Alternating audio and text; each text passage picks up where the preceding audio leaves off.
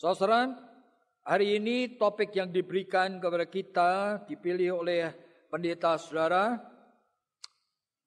yaitu politik, ladang yang dilupakan. Jadi suatu topik yang tidak biasa, saudara. Dan untuk topik tersebut saya akan mengambil dari Daniel pasal yang pertama, beberapa ayatnya. Jadi saudara membawa kitab, silakan melihat dari Perjanjian Lama, kitab Daniel. Pada tahun yang ketiga pemerintahan Yoyakim Raja Yehuda, datanglah Nebukadnezar Raja Babil ke Yerusalem, lalu mengepung kota itu. Dan Tuhan menyerahkan Yoyakim Raja Yehuda dan sebagian dari perkakas-perkakas di rumah Allah ke dalam tangannya. Dan semua itu dibawanya ke tanah Sinear, ke dalam rumah dewanya. Dan perkakas-perkakas itu dibawa ke dalam perbendaraan dewanya. Lalu raja bertitah kepada Aspenas, kepala istananya, untuk membawa beberapa orang Israel yang berasal dari keturunan raja, dari kaum bangsawan, yakni orang-orang muda yang tidak ada suatu celah, yang berperawakan baik, yang memahami berbagai-bagai hikmat, pengetahuan banyak, dan yang mempunyai pengertian tentang ilmu, yakni orang-orang yang cakap untuk tanda petik bekerja dalam istana raja.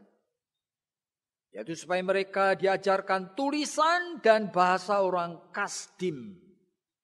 Dan raja menetapkan bagi mereka pelabur atau makanan setiap hari, santapan raja, dan dari anggur yang biasa diminumnya. Dan mereka harus dididik selama 3 tahun. Dan sesudah itu mereka harus bekerja pada raja. Di antara mereka ada juga beberapa orang Yehuda, yaitu Daniel, Hananya, Misael, dan Asaria. Lalu pemimpin pegawai istana itu memberi nama lain kepada mereka. Daniel dinamainya Belsasar, Hananya dinamainya Sadra, dan Misael dinamainya Mesa, dan Asaria dinamainya Abednego. Daniel berketetapan untuk tidak menajiskan dirinya dengan santapan raja dan dengan anggur yang tanda petik diminum oleh raja. Saya akan loncat saja kepada ayat yang ke-18, saudara. Setelah lewat waktu yang ditetapkan raja bahwa mereka sekalian dibawa menghadap, maka dibawalah mereka oleh pemimpin pegawai istana itu kepada kehadapan Nebukadnezar. Lalu raja bercakap-cakap dengan mereka, dan di antara mereka sekalian itu tidak didapati yang setara dengan Daniel, Hananya, Misael, dan Asaria. Maka bekerjalah mereka itu pada raja di dalam tiap-tiap hal yang memerlukan kebijaksanaan dan pengertian yang ditanyakan raja kepada mereka. Didapati bahwa mereka 10 kali lebih cerdas daripada semua orang yang berilmu dan semua ahli jampi di seluruh kerajaannya. Daniel ada di sana sampai tahun pertama pemerintahan Koresh.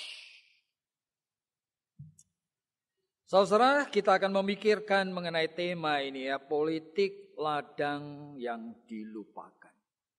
Ini tema yang jarang kita pikirkan ya. Saudara, memang ini politik merupakan ladang yang dilupakan, oleh karena ya kalau kita mau perhatikan, sebetulnya itu sedikit sekali ya orang-orang Kristen itu yang terlibat di dalam bidang politik di Indonesia ini. Apalagi kalau kita ini mempunyai latar belakang orang Tionghoa seperti gereja GKY ini, sebenarnya gereja latar belakangnya Chinese, saudara.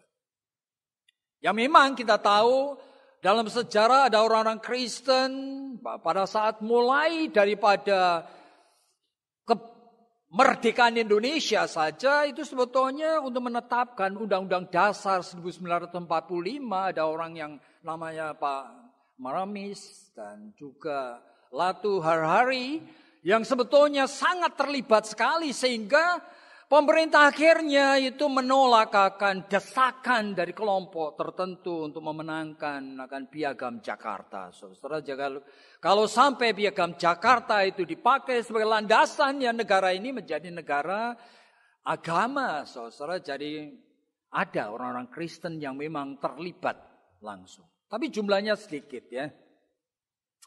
Apalagi orang-orang Tionghoa ya. Ya mungkin kita itu juga kenal, mungkin pada zaman Soekarno kita tuh tahu orang-orang ada Wicutat. Ya Wicutat itu menjadi menteri saudara. Pada tahun 60-an itu ada sebetulnya kabinet Dwikora di mana Pak Soekarno itu mempunyai menteri lebih dari 100 saudara. Dan salah seorangnya adalah Wicutat. Jadi orang Tionghoa yang itu. Kemudian mulai ada terlibat seperti Yap Diam Him dan sebagainya, ya kan, Suhogi dan sebagainya. Memang ada beberapa, tapi tidak banyak orang Tionghoa. Dan sekarang ini kita menjadi familiar dan mungkin topik ini muncul itu oleh karena orang dekat anggota GKY di Pluit itu Ahok itu menjadi gubernur dari DKI Jakarta. Dan itu suatu kejutan yang tidak pernah orang memikirkan sebelumnya bahwa itu akan terjadi. Dan baru beberapa hari yang lalu itu Enggar Tiasto, saya tidak tahu itu saudara-saudara mungkin kenal tidak, diangkat oleh kabinet Jokowi untuk menjadi Menteri Perdagangan. Jadi saudara memang jumlahnya sedikit, gitu ya. Sehingga saya mengerti kalau sampai ini topik ini mungkin perlu. Ya. Kenapa perlu dipikirkannya politik? Mengapa dibicarakan di gereja ya? Dan saudara saya percaya sekali, pada saat saya mulai melihat akan topik bulanan dari gereja ini bulan ini sebetulnya itu topiknya adalah persekutuan di dalam Kristus. Jadi saya mencoba untuk melihat, jadi rupanya hamba Tuhan di sini itu melihat dengan suatu konsep yang baik, ya. Yaitu oleh karena apa? Saudara, kalau gereja adalah gereja yang benar, itu selalu mempunyai 3 komponen yang penting. Yang pertama adalah marturia, adanya pemberitaan firman Tuhan, ada pengajaran, gitu ya. Tetapi juga komponen yang kedua, diakonia, itu perlu sekali ada pelayanan. Tetapi yang ketiga, koinonia, gereja yang baik, yang benar, adalah persekutuan dari orang percaya. Yang diikatkan oleh Roh Kudus, diikatkan oleh kasih Kristus. Dan di dalam konteks koinonia itulah, seperti manusia itu memahami untuk apa Tuhan itu mempersekutuan orang. Dalam Matius pasal 18 ayat 20, Kristus pernah mengatakan kalimat ini, di mana ada 2 atau 3 orang berhimpun di dalam namaku, aku akan ada di sana. I will be there. Berarti sebetulnya memang ada purpose. Jadi orang Kristen itu bukan hanya tujuannya diselamatkan, tetapi Tuhan mempunyai misi Dei atau misi ilahi yang diberikan kepada setiap orang percaya. Sehingga di dalam Yohanes pasal yang ke-17, Yesus dalam doanya pernah mengatakan kalimat seperti ini. Tuhan, atau dia mengatakan Bapa, jangan ambil anak-anakmu ini dari dunia. Meskipun dunia ini bukan rumah mereka, dan dunia ini memusuhi mereka. Tapi jangan ambil mereka dari dunia, oleh karena mereka ini memang harus ada di dunia yang bobrok, yang sudah jatuh dalam dosa ini. Oleh karena mereka itu membawa misi ilahi, missio Dei itu, untuk menjadi terang di tengah dunia yang gelap ini. Untuk menggarami dunia yang tidak dapat dirasakan, yang tidak dapat dinikmati ini. Sehingga kehadiran orang Kristen itu memang sesuai dengan God purpose. Supaya ngapain? Kita menjadi demonstrasi daripada kemenangan salib Kristus atas dosa. Dan di mana saudara berada, saudara nanti akan menjadi suatu contoh dan teladan. Sehingga orang-orang dunia mulai bertanya dan mencari kuasa pembebasan dari dosa itu. Siapa? Sehingga mereka belajar mengenal Kristus Yesus. Kembali kepada soal koinonia tadi. Pada saat Kristus hadir di tengah umatnya, Kristus akan membuat umatnya, kemudian itu mulai bergerak. Mulai meresponi setiap aspek dalam hidup ini yang terjerat di dalam dosa. Saudara, sebelum manusia jatuh di dalam dosa saja, kalau sudah membaca Kejadian pasal yang pertama mulai ayat ke-26, tujuan Allah itu memang menciptakan manusia untuk supaya manusia menjadi partnernya Allah, di mana Allah mengatakan penuhi bumi. Tidak ada aspek yang kamu tidak hadir. Garaplah bumi, taklukkan bumi. Ya kan? Jadi semua aspek itu harus digarami dan diterangi oleh anak Tuhan. Baik itu aspek bisnis, baik aspek ekonomi, baik itu aspek pendidikan, maupun sains, maupun komputer, maupun musik, maupun art, maupun apa saja. Just name it. Termasuk politik. Jadi memang orang Kristen harus meresponi. Oleh karena ini adalah aspek kehidupan yang memang tak terhindarkan. Jadi politik memang sebetulnya hadir bersamaan dengan kesadaran hati nurani manusia. Jika manusia di dalam interaksinya dengan sesama selalu ada unsur politik.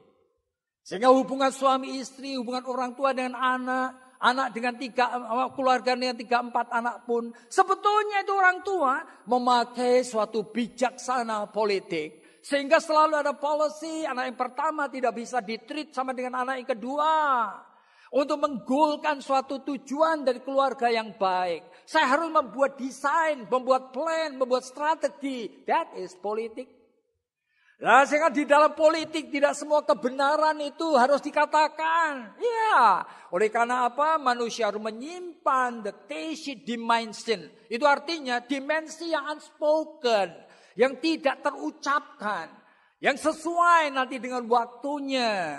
Barangkali untuk istri aku akan ngomong mengenai kalimat ini sekarang. Nanti yang lain itu nanti besok. Nah, ini sebetulnya manusia itu diberikan sebetulnya itu jiwa yang berpolitik. Nah, sekarang tetapi pengertian politik, apalagi kalau masuk ke gereja, sudah menjadi masalah, saudara.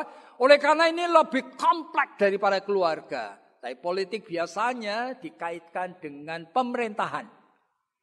Jadi proses bagaimana manusia membuat suatu uniform decision. Yaitu suatu keputusan yang bisa diaplikasikan dan diterima oleh orang banyak. Nah, sehingga pada saat manusia hidup bersama dan mempunyai negaranya sendiri, ya kan? Dan kemudian manusia itu harus mengelola kehidupan bersama ini. Oleh karena manusia 1.000, 2.000, 3.000, sekarang 1.000.000, 2 juta, sekarang 100, 200 juta. Waduh, ini saudara 200 juta otak, 200 juta macam kebutuhan. 200 juta macam pikiran. Nah, bagaimana ini pemimpin itu harus bisa mengelola supaya kehidupan bersama itu menyejahterakan. Sehingga setiap individu yang duduk di pemerintahan selalu mulai berpikir, ya kan? Pikiran politik itu adalah proses of making uniform decision. Nah, bagaimana proses menemukan suatu keputusan bersama yang nanti akan diterima oleh semua orang. Sehingga setiap aspek itu harus mulai betul-betul ada orangnya yang bisa mikir demi kesejahteraan. Baik itu aspek ekonomi, aspek akan sosial, aspek budaya, aspek pendidikan, aspek apa saja sampai maritim, sampai apa. Dan perlu hukum. Dan di samping hukum perlu kekuatan militer. Oleh karena hukum tanpa kekuatan militer juga tidak bisa. Sehingga di dalam politik seperti ini, itu dari sekian puluh orang dipercayakan Allah untuk duduk di pemerintahan. Itu terjadi sesuatu interaksi yang luar biasa sekali, saudara. Di sanalah kita itu, tanda petik, harus hadir dan menjadi terang, menjadi garam. Oleh karena apa? Oleh karena ini kumpulan manusia yang berdosa. Nah, kita perhatikan bagaimana bisa menghadirkan sesuatu yang baik untuk bersama-sama. Makanya di dalam sejarah dunia ini itu ada begitu banyak negara itu kacau balau, tidak karu-karuan. Baik itu di Syria, di Afghanistan, di mana-mana. Waduh. Oleh karena apa? Pemimpinnya tidak mampu berpikir dengan pikiran politik yang baik. Ya kan, sehingga akibatnya tidak mampu dia itu bisa memperbaiki kerusakan yang sudah terjadi sebagai efek daripada tingkah laku dan keputusan-keputusan yang diambil. Nah, di sanalah sebenarnya kita itu harus mulai berpikir. Jikalau kita itu berpikir politik ini, lalu apa sih kita sebagai orang Kristen ini boleh mulai berpikir? Nah, saudara, saya melihat dalam Alkitab, sebetulnya kalau melihat akan umat Allah, kita melihat ada umat masa sebelum monarki dan umat masa monarki dan umat setelah post monarki. Nah, ini sebetulnya kita melihat memang di dalam bidang politik Alkitab tidak memberikan resep ABC-nya. Enggak. Sama seperti di dalam bidang lain gitu loh. Alkitab tidak memberikan resep ABC-nya.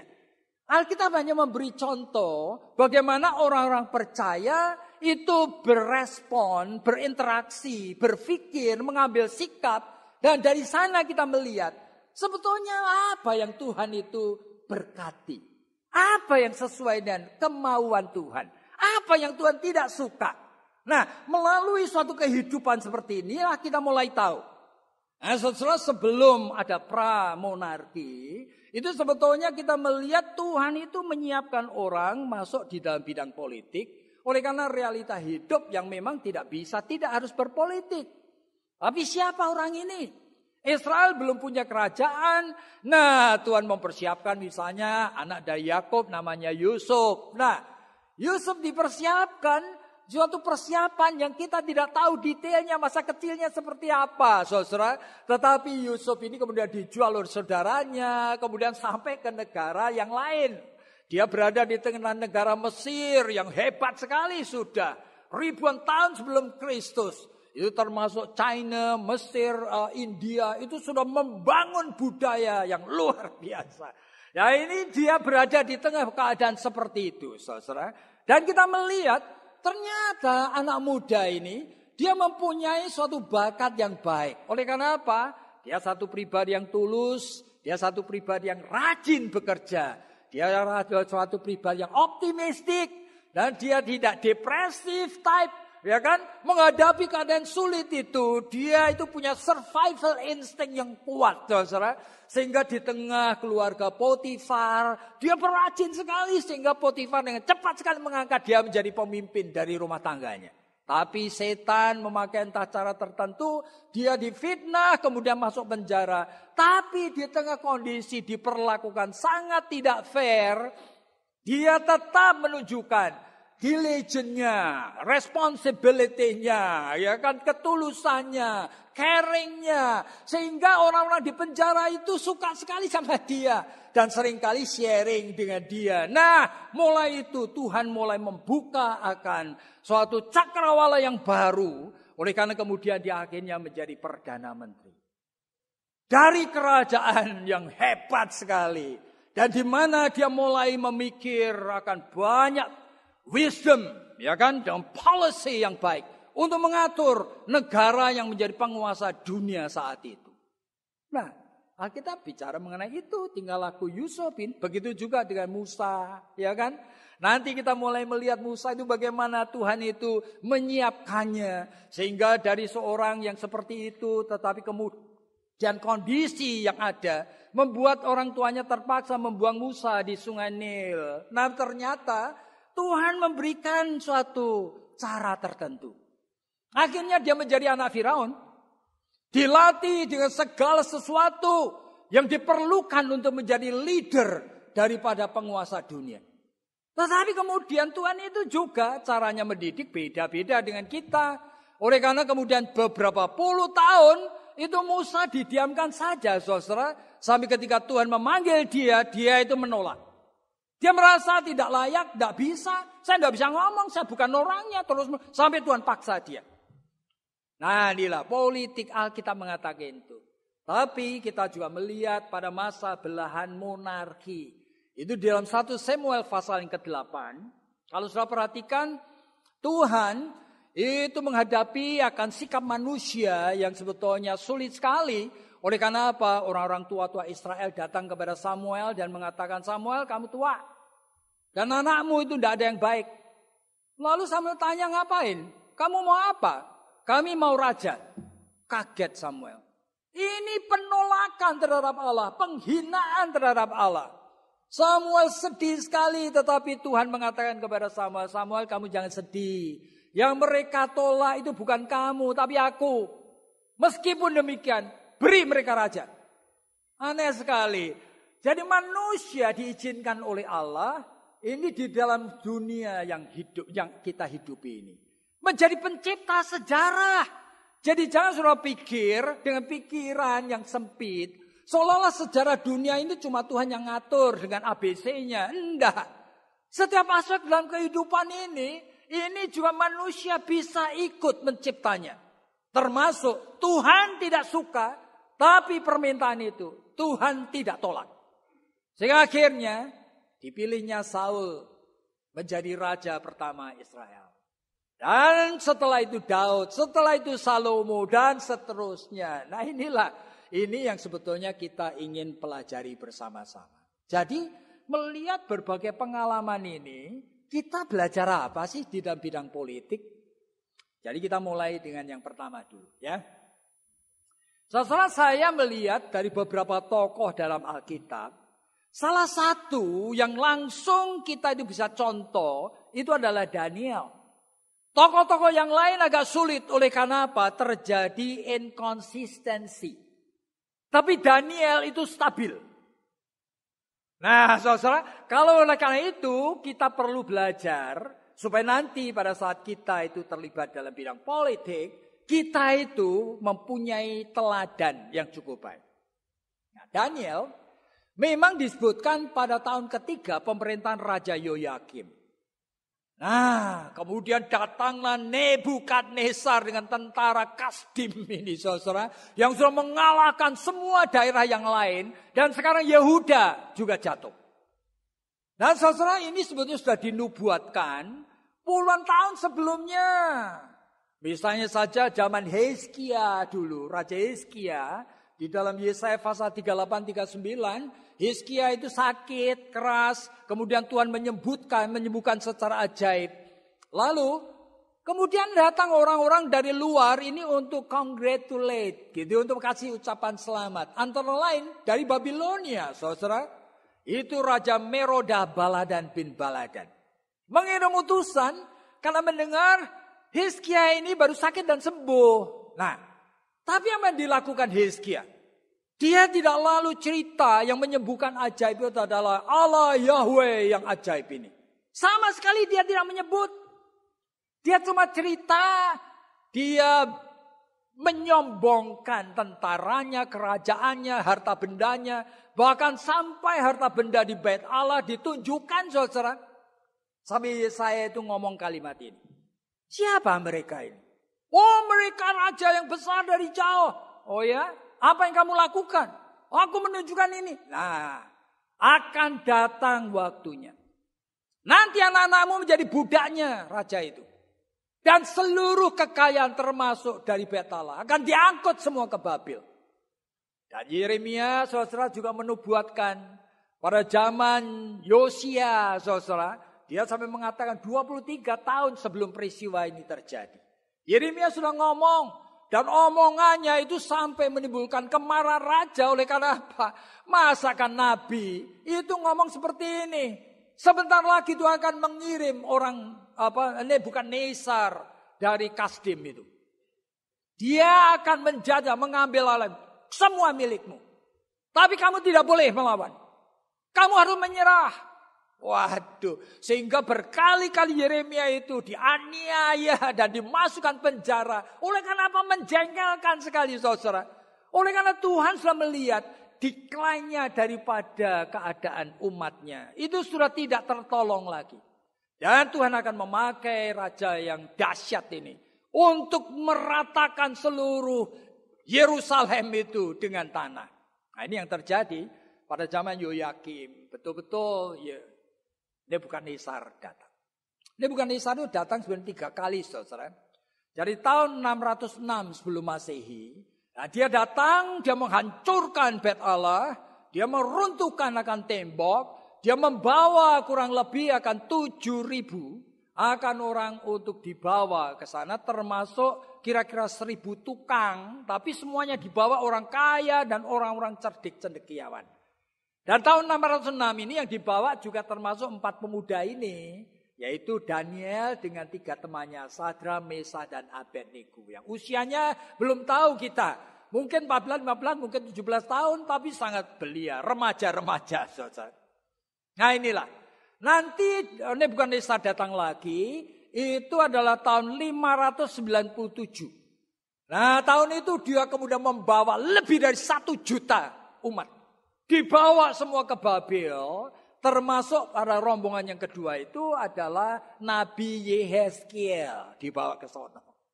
Baru yang ketiga tahun 586 sekali lagi datang oleh karena apa? Orang Yehuda mencoba untuk berontak. Sekarang diratakan semua sampai tanah. Semua diangkut kecuali orang cacat, orang buta, orang tuli yang ditinggal. Ya itulah. Jadi saudara ini Daniel melihat. Daniel mengalami. Daniel itu sekarang menjadi bagian yang ditawan. Mungkin orang tuanya dibunuh. Dia melihat dengan mata kepala sendiri. Yerusalem diratakan. Bait Allah itu dihancurkan, dihabisin. Tapi sekarang 4 orang ini dipilih sama Nebukadnezar. Khusus. Dipersiapkan. Untuk menjadi pegawainya Nebukadnezar. Jadi Nebukadnezar itu punya mimpi hebat sekali saudara. Menjadi penguasa seluruh dunia. Yang mengatur seluruh dunia. Sehingga mau memakai orang seluruh dunia yang dia pilih. Nah, nanti akan terulang lagi zaman Alexander the Great. Dia juga melakukan yang sama. Saudara tidak takut memakai orang Cina, orang Arab, orang apa. Iya. Menjadi pegawainya. Bawahannya, orang kepercayaannya. Tapi orang-orang seperti ini harus disekolahkan dulu. Ya, kemudian 4 orang ini disekolahkan. Ya kan? Di sekolah yang terbaik. Mulai hari itu tidak boleh memakai bahasa lain kecuali bahasa orang Kasdim. Mulai menulis dengan tulisan Kasdim. Dan kemudian yang lebih mengherankan lagi. Ini Daniel namanya diganti lagi. Ya, Aspenas itu pasti atas perintah dari Nebukadnezar. Nama Daniel diganti Belshazzar. Kalau Daniel itu pemberian orang tuanya, nama itu artinya God is my judge. Yehova itu adalah hakim yang menentukan sejarah dunia. Sekarang diganti namanya Belshazzar. Puji-pujian hanya untuk Baal. Kok mau saudara persoalannya? Kalau dia orang percaya yang setia. Kalau saudara tahu sampai sekarang aja di Israel masih ada satu mazhab tertentu ya kelompok Likud. Itu hebat sekali saudara. Itu mewarisi tradisi lama dulu yang memang cara umat Allah mendidik akan anak-anaknya adalah tidak mau kerjasama dengan orang lain. Bahkan menganggap orang lain itu maaf. Itu istilah mereka loh, anjing. Sehingga tidak boleh makan sedangan pun tidak boleh saudara. Nah, Daniel itu dibesarkan dalam keluarga yang sangat ketat seperti ini. Bagaimana mungkin dia itu kok mau? Ya kan? Sekarang dipersiapkan oleh raja musuh daripada bangsanya yang meratakan seluruh Yerusalem dan Bait Allah itu dengan tanah. Sekarang dipersiapkan untuk menjadi pegawainya. Kok mau? Saya percaya cuma satu. Oleh karena Daniel itu kenal dan bergaul dengan Tuhan. Dia kalau kenal dengan Tuhan dia pasti seperti halnya dengan umat yang lain yang mati-matian untuk Tuhan, untuk agamanya sampai mati. Saudara, perang di Masada, ketika Israel itu Yahudi itu di bawah Romawi, saudara. Sebelum jatuh itu masih ada satu benteng, saudara. Lebih daripada 1.300 orang yang bertahan di sana. Padahal Romawi sudah mengulurkan tangan untuk memberikan amnesti. Ya. Lalu mereka itu mau menyerah. Mereka itu rela semuanya mati. Bayangin. Jadi orang Yahudi itu dididik saya seperti ini. Jadi kalau sampai Daniel itu mau dan namanya pun diganti pun mau. Oleh karena dia tahu bahwa Tuhan betul-betul mengatur sejarah. Dan dia melihat, pasti Daniel belajar. Kenapa sih Nabi Yesaya, Nabi Yeremia kok ngomong seperti itu? Kenapa? Di dalam 2 Raja-Raja pasal yang ke-7. Tuhan yang katanya mencintai umatnya. Ternyata itu membuang 10 suku, saudara. Itu zaman Assyria, saudara. Di mana 10 suku itu semua diangkut ke Assyria. Dan dikawin paksa dengan orang Assyria. Sehingga lahirlah tujuan dari orang Assyria ngapain? Menghapus dari sejarah orang Yahudi. Itu terulang berkali-kali, saudara. Jadi Assyria itu mengawinkan orang Yahudi dengan orang Assyria. Sehingga lahirlah suku baru campuran yang namanya Samaria. Makanya orang Yahudi yang sisa ini benci sekali orang Samaria. Nah, Daniel pasti sudah belajar. Dia mengenal sekali apa yang sudah terjadi. Dan Tuhan itu adalah Allah yang hidup. Yang dia bisa, tanda petik, mengangkat, bisa dia membuang. Bahkan dia bisa mengangkat akan raja-raja kafir menjadi pemerintah dunia. Pasti Daniel itu tahu yang dinubuatkannya kan Yeremia. Oleh karena apa? Di dalam nubuatan itu, Yeremia mengatakan kalimat seperti ini. Nebukadnezar, hambaku. Kores nanti, itu juga disebut hambaku. Bayangin. Jadi bagaimana orang bisa memahami seperti ini? Hanya jikalau dia itu mengenal dan bergaul Allah. Sehingga dia mengerti. Hati dan pikiran Allah itu apa? Dia mengerti. Dan cuma satu hal. Yang Daniel itu menolak. Ya, tidak mau kompromi. Apa? Tidak mau makan makanan yang dipersembahkan berhala. Lah, ini kan menunjukkan kesempitan pikiran dong kalau begitu. Saya rasa tidak. Dia itu orang pintar sekali. Sehingga dia itu melihat. Kapan saya bisa membuktikan. Menjadi demonstrasi. Bahwa my God Yahweh ini adalah living God. Kapan aku membuktikan? Ya, dengan makanan yang menentukan kesehatan dan kehidupanku. Ya, sehingga dia, saya percaya, tidak berpikir dengan pikiran naif, orang fundamentalis, orang yang fanatik, yang bodoh. Enggak. Dia bergaul dengan Tuhan. Sehingga Tuhan juga memberikan penyingkapan kehendaknya. Sama seperti Tuhan nanti ratusan tahun kemudian. Menyingkapkan juga kepada Paulus. Ya, dalam 1 Korintus pasal yang ke-8. Paulus mengatakan. Makanan dipersembahkan kepada berhala. Tidak apa-apa. Tidak ada makanan haram, tidak ada makanan halal. Makan saja. Oleh karena tidak ada kekuasaan yang lain kecuali Allah. Makan aja. Cuma pada saat kamu makan, kamu tengok kanan kiri dong. Nah, kalau melihat ada orang-orang yang lemah iman dan kemudian salah mengerti, it's better not to eat. Nah, itu nasihat Paulus. Paulus kalau dapat pencerahan dari Tuhan, Alpha Omega. Tuhan yang menyatakan diri pada Paulus, pasti juga menyatakan diri kepada Daniel ratusan tahun sebelumnya. Sehingga Daniel mempunyai suatu sikap yang benar, saudara. Dan saya percaya ini konsisten. Sehingga Daniel dipakai oleh Tuhan, itu luar biasa. Dari Raja Nebukadnezar sampai anak-anaknya, ada salah satunya yang terakhir adalah Belshazzar. Namanya mirip, saudara.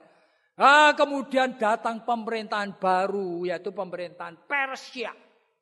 Saudara, pemerintahan ini lain. Dan kalau saudara mau perhatikan, biasanya kalau satu kerajaan itu jatuh, semua pengikutnya pasti dibunuh. Sudah pasti. Tapi aneh ini tidak. Jadi khusus di dalam peristiwa ini berarti apa? Darius itu orang sama sekali asing, saudara. Dia pasti mempelajari. Dan dia akhirnya mengenal orang ini bisa dipercaya dan bisa kupakai.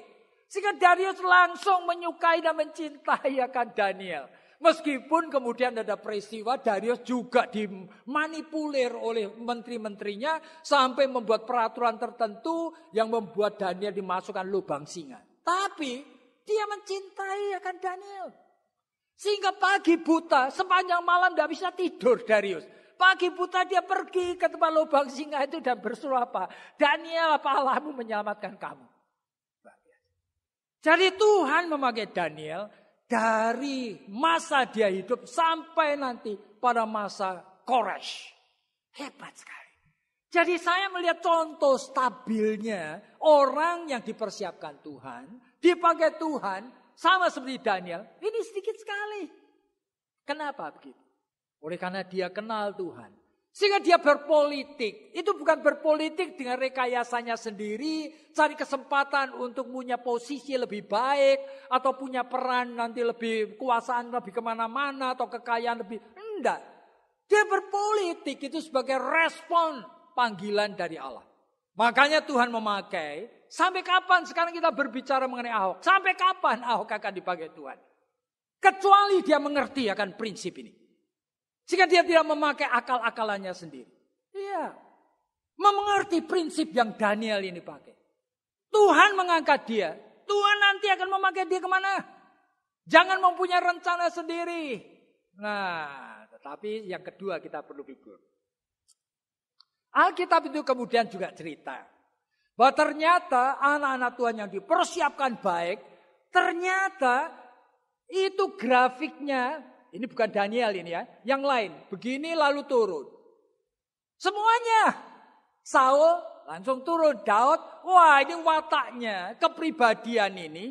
Seringkali itu membuat. Apa yang sudah dimulai dengan Tuhan. Dia tidak bisa pelihara. Daud. Ini adalah seorang pribadi. Yang sebetulnya tidak bertanggung jawab. Ya. Masa perang. Dia santai-santai di rumah. Ya jatuh di dalam perjinahan. Daud ini juga pendendam. Dia kelihatannya itu bisa memaafkan. Itu Simei itu orangnya Saul, saudara. Menimpuki dia, mengutiki dia pada saat Daud itu dikejar-kejar anaknya Absalom itu. Tapi dia so wise. Seolah-olah bijaksana sekali. Sehingga ngapain? Dia tidak marah terhadap kutukan dari Simei. Lalu kita pikir, wah ini Daud itu pemaaf ya. Ternyata enggak. Dia nyimpen, saudara, sehingga ketika dia mau mengangkat Salomo menjadi penggantinya. Dia ngomong apa sama Salomo? Salomo, kamu mesti janji. Begitu kamu naik tahta, jangan lupa. Ini ada orang namanya Simei, Yoab. Jangan sampai orang tuwek-tuwek ini dibiarkan masuk lubang kubur tanpa berlumuran darah. Ini omongannya Daud. Elek sekali. Satu hamba Tuhan diberikan jabatan terlibat dalam peran politik luar biasa. Tapi dia membiarkan watak buruk itu hidup. Hancur kerajaan. Dan betul, Yoab itu ngapain? Dia tahu sekali Salomo naik tahta, dia lari kemana? Ke Bait Allah. Dia pergi kemana? Berlindung di sana, pegang tanduk-tanduk perjanjian. Itu ada peti perjanjian, ada tanduk-tanduknya. Tuhan mengatakan siapa yang pegang tanduk? Tidak boleh dijamah.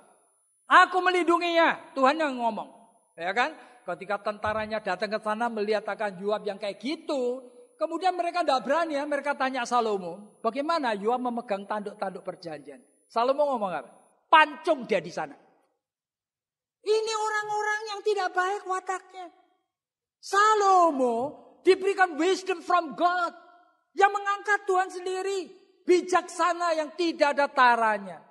Tapi membiarkan watak natur dosa ini hidup.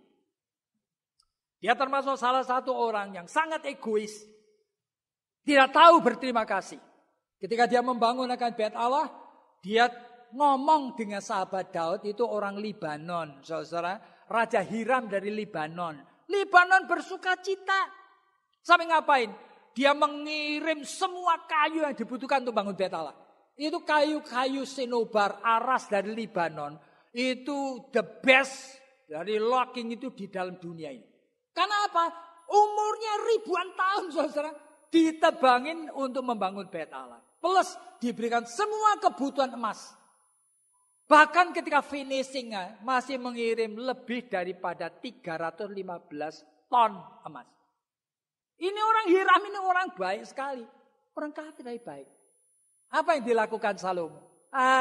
Untuk Kamsya terima kasih. Dia memberikan beberapa kota di Galilea. Galilea itu daerah yang paling tidak baik. Itu ada beberapa kota dikasihkan kepada Hiram. Lalu Hiram ke sana. Melihat hadiah dari Salomo. Lalu dia ketemu kota miskin, kering, tidak ada hasilnya apa-apa. Semuanya. Sampai Hiram ngomong apa? Oh saudaraku, inilah hadiah yang kau berikan kepadaku. Tapi tidak ngomong lebih dia. Ini orang baik. Tapi Salomo ini bocengli. Ini orang dia baik. Makanya langsung kerajaannya pecah. Nah sekarang sudah perhatikan. Saudara, Tuhan mengangkat anak Tuhan. Mempersiapkan menjadi seorang di dalam bidang politik. You mesti waspada. You and me mesti mendoakan orang seperti Ahok. Oleh karena apa? Dia harus mengenal prinsip ini. Begitu dia memakai wataknya sendiri. Waduh. Tuhan nanti akan menggeser, bukan cuma tidak pakai dia lagi. Tapi Tuhan mulai menimbulkan kekacauan. Nah, di Israel itu mulai muncul kerajaan-kerajaan apa. Lalu Tuhan memakai mereka dan menyebutnya sebagai apa? Hambaku. Sekarang di seluruh dunia kacau balau ini. Tuhan mengangkat, membiarkan macam-macam. Termasuk ISIS. Jangan saudara pikir Tuhan tidak tahu. Tuhan mengizinkan. Dan saudara dan saya mesti mempunyai pengertian. Kalau saudara perhatikan Roma pasal 13. Ya kan? Ini yang memerintah di Roma itu orang-orang jahat. Kekaisaran Romawi yang memegangin, menangkapi orang-orang umat Allah. Disalib, dibakar hidup-hidup. Saudara. Iya. ISIS tidak melakukan sehebat itu kan. Oleh karena orang Assyria pun itu kalau menangkap musuhnya dulu. Itu bayi-bayi itu dipegang kakinya, dipukulin ke batu. Dan orang-orang laki-laki itu dikulitin. Itu siksaan dahsyat sekali. Itu Tuhan masih mengatakan kalimat seperti ini. Ya kan? Roma pasal 13. Rasul Paulus mengatakan, doakan mereka.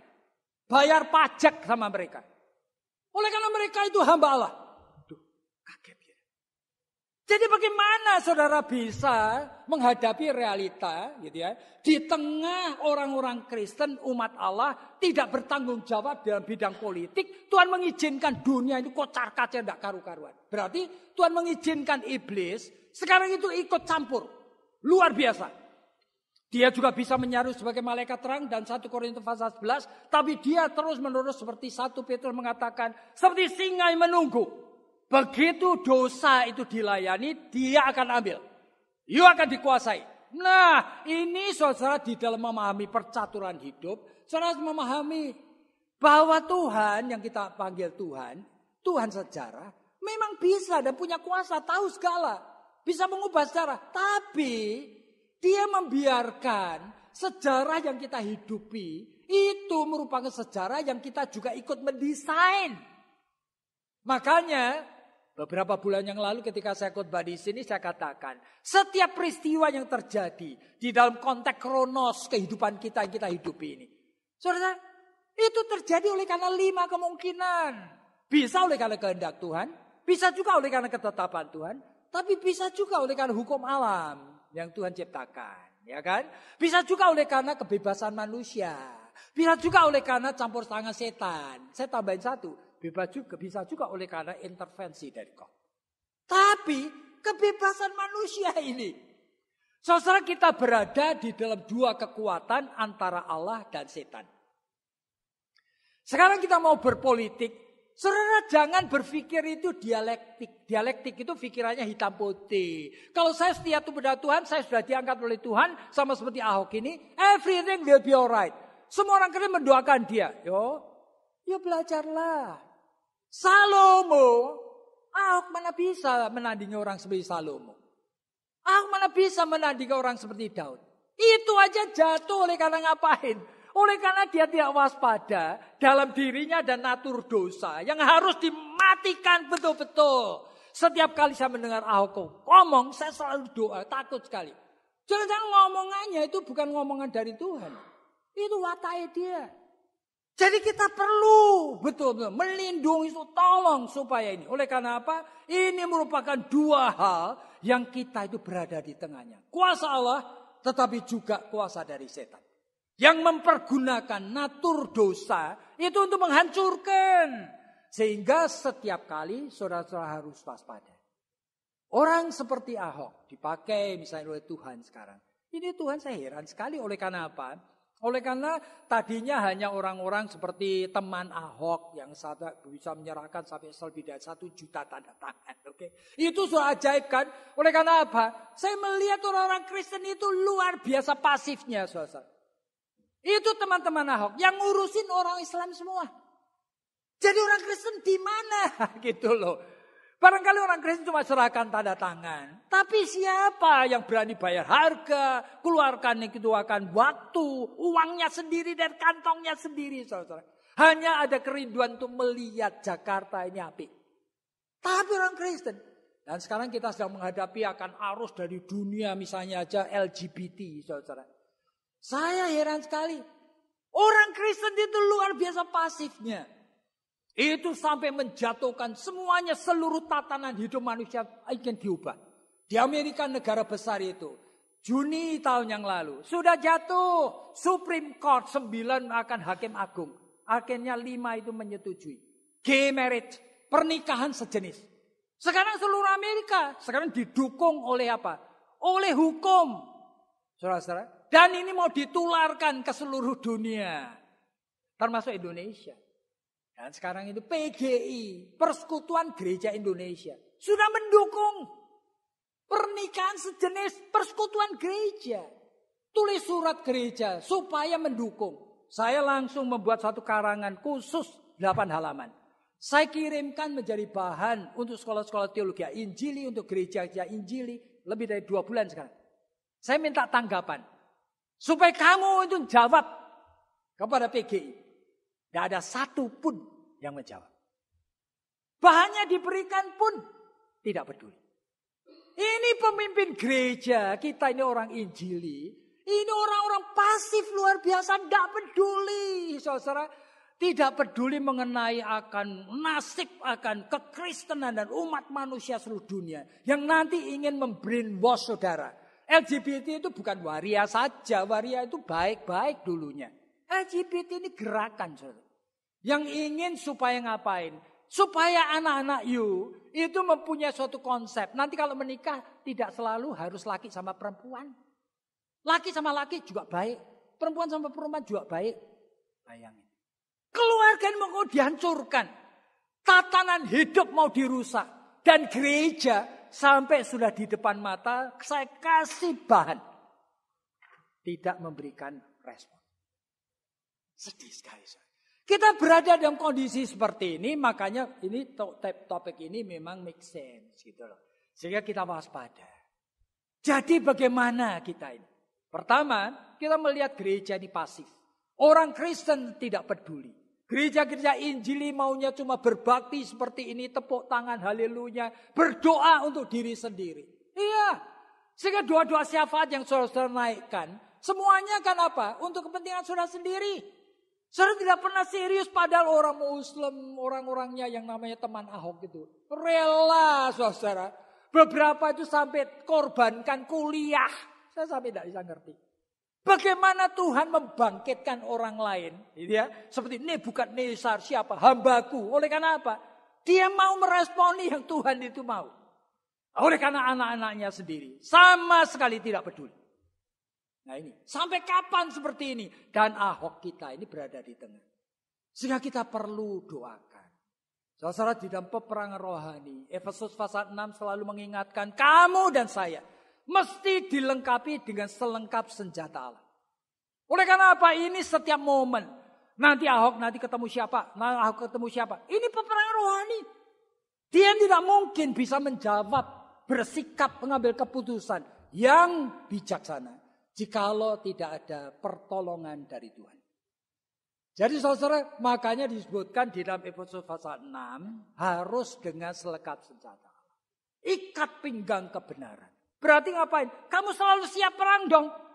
Oleh karena ini masalah bergeraknya. Ini nanti besok masalah reklamasi, besok masalah apa. Ya jangan pikir. Kalau Ahok pikirannya cuma ini masalah harus diselesaikan dengan bijaksana cara dunia. Keliru ya. Dia nanti watak yang lama akan menjebak. You mesti menolong dia supaya dia menggantungkan diri setiap saat kepada Tuhan. Sehingga dalam segala hal hanya wisdom from God. Dia harus siap. Sampai kapan akan dibawa kemana oleh Tuhan? Saya tidak tahu. Tidak perlu kita menginginkan dia jadi wakil presiden. Jangan. Yang penting adalah Tuhan sedang menempatkan dia di sana. Kita dukung. Tapi kita juga ikut ambil bagian. Dan Efesus Paulus mengatakan ikat pinggang kebenaran. Baju sirah keadilan. Nah, sudah mengikat pinggang kebenaran, dia mengatakan, yuk baju sirah itu harus keadilan. Kenapa?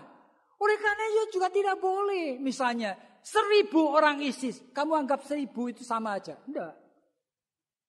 Keadilan itu akhirnya akan tahu.